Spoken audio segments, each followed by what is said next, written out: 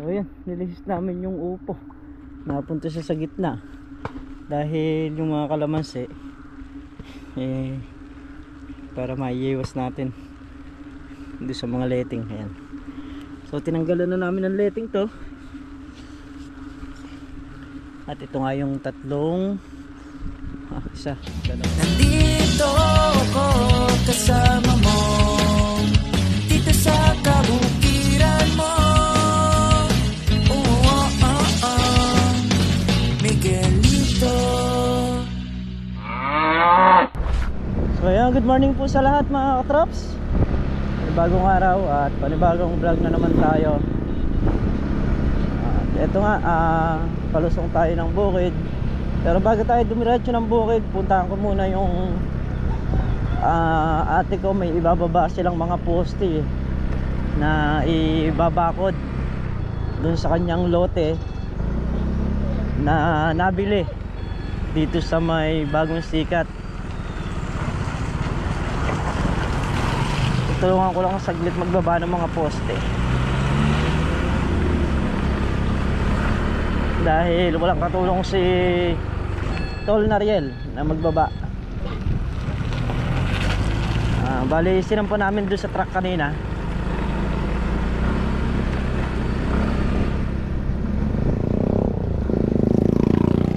Ayun bababa naman namin dito.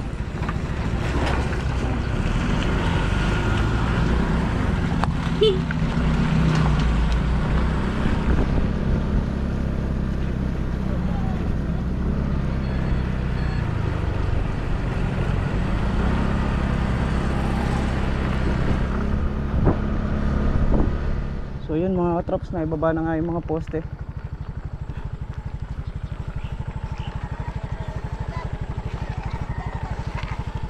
Nagpabili ng yelo doon. Tapos hindi binitbit. Hindi niya binitbit kanina. Ay. Yung mga binabang poste. Ay. Dito yan sa may Bagong Sikat. Ayan, sa may barangay hall.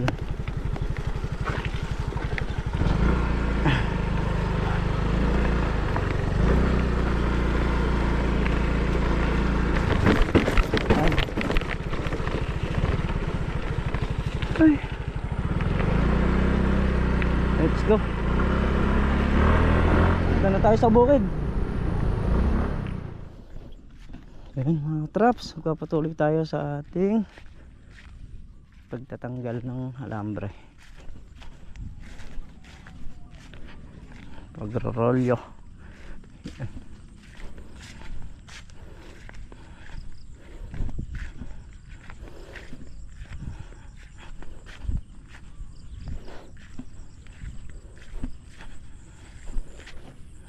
Ito.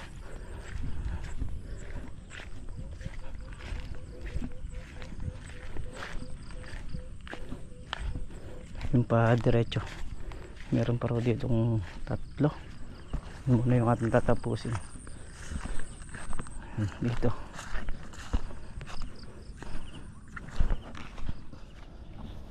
So yung mga traps, pulutin muna natin yung mga alambreng nirolyo natin.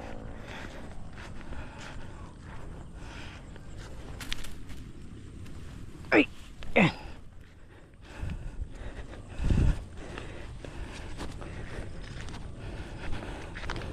Yung pang ano, pa barega pa. So yun mga katrops, bali naka-apat na dice na tayo dito. Yung nakapabaregang ganun. Dito naman tayo.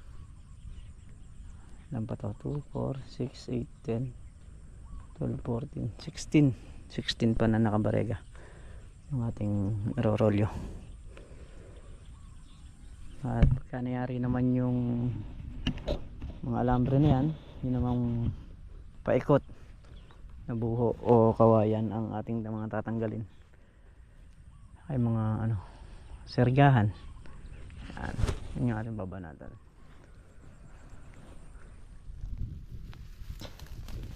So yun mga katrops, huli na lang yung binabaklas ni aking Carlo. Tapos na yung alambre na pa diretso. Yung alambre napahalang.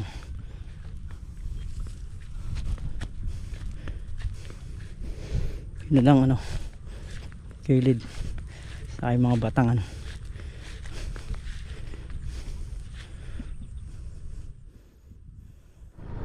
So ayan mga katraps, dahil nayari na nga namin yung alambre.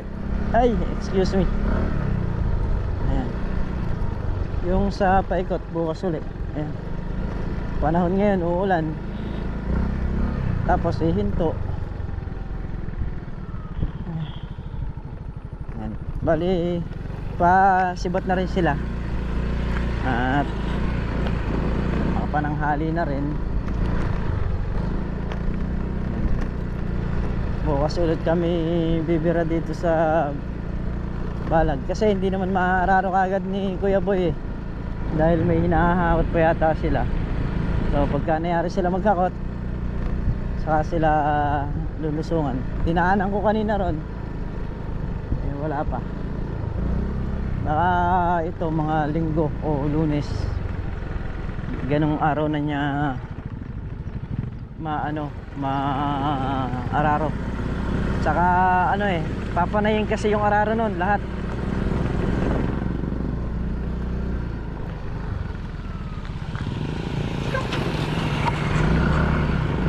Mga yun, tagatlong pasok yun magkabila.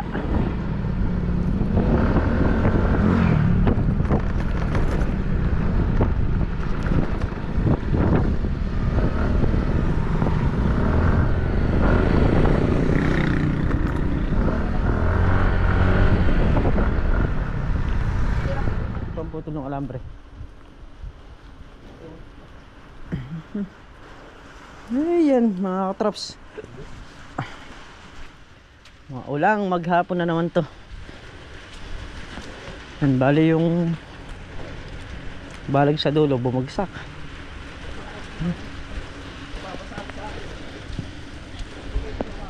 So yung mga puno rito isa-share ka natin. Yan traps, tatanggalin namin yung alambre dito para mapostehan ng panibago.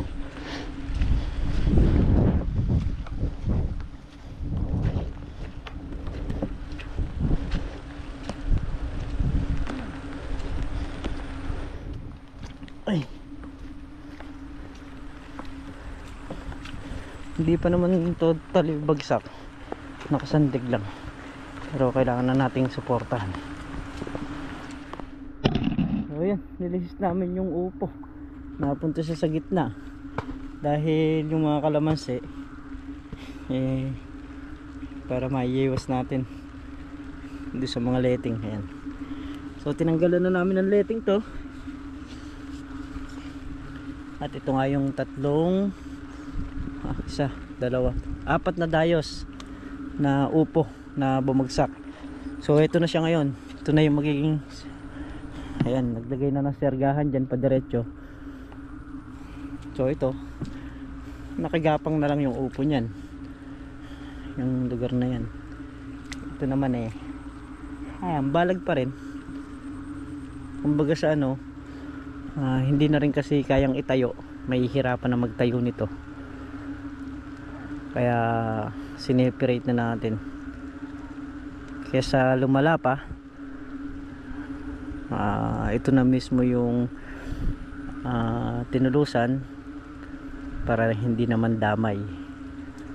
So pinagtatakan lang natin dito, wala namang hangin na malakas, madalang pa rin naman yung upo, hindi naman ganun kalabong pa, pero napabagsak niya.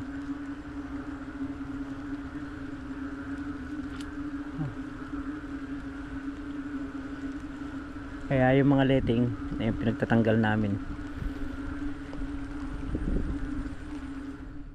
Ayun na mga katrops, yung mga tubig na stock doon sa mga kalamansi, pinarbas ko na rin para hindi mabubara ng tubig. Malakas naman yung bagsak ng tubig doon sa may baba, dahil mababa talaga yung lugar na yun.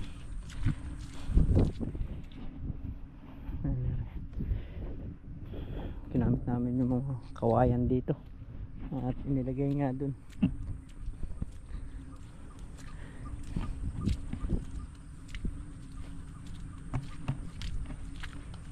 Basa. Yan talaga pag maulan. So kailangan namang gawin yung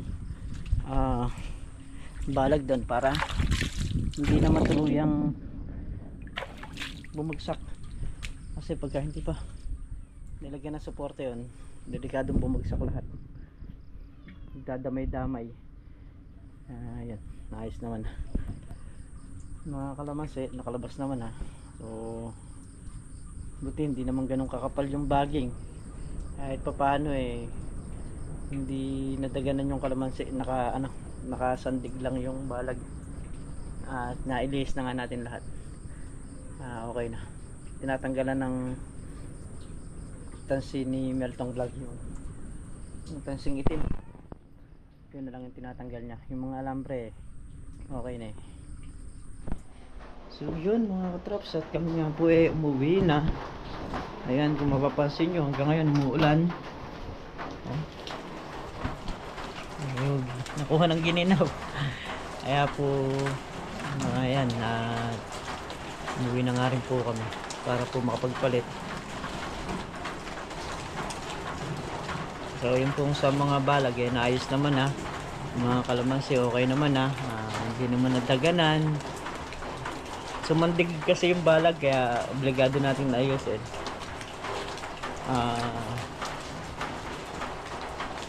Butit meron siyang kahoy na nakabarega.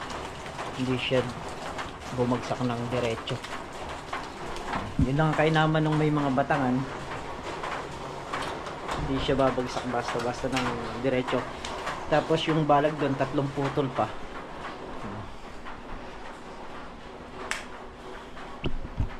Ayan o. Ang ulam nila dito sa bahay is upo. Mukhang tuna yata yung... Tuna ba yung sahog nito? Giniling na baboy. Yan. Sarap kumain pagkatagulan. Laging gutom.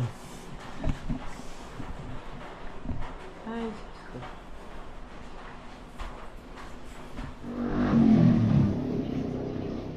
So yan, kain po tayo. Tanghalian. Dahil diet tayo. Ayan.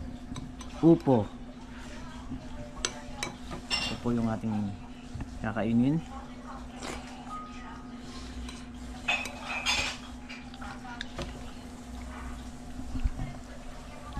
Napakasarap po pagka bagong pitas.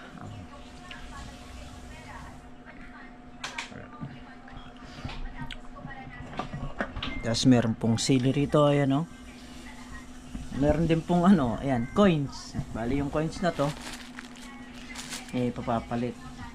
Meron naman nagpapalit niyan diyan sa labas. Ginagamit nilang panukuli. Ayan. Dito kasi sa amin kadalasan madaming coins kasi nga dun sa mga bumibili ng ice cream dahil pa 10-10 naiipon hanggang sa kumisa nakakaipon ng 5,000 coins, 3,000, 2,000 mga ganun. So meron naman naghahanap kaya kung papalitan nila. Kain po muna tayo. So yun, hapon na naman at wala nang lubay yung ulan. Ayan, sana hinto na yung ulan para makapagtrabaho tayo ng maayos. Okay lang na paulan-ulan, wag lang yung dire-diretso kasi hirap magtrabaho pagka dire-diretso yung nagiging buhos ng ulan. Ayan. So muli mga katraps, ayan, siyempre nagpapasalamat po sa inyo lahat sa walang sawang suporta nyo, pagmamahal nyo sa channel namin. Ayan, ingat po kayo palagi. Sana po kayo na po. Bye bye po sa lahat.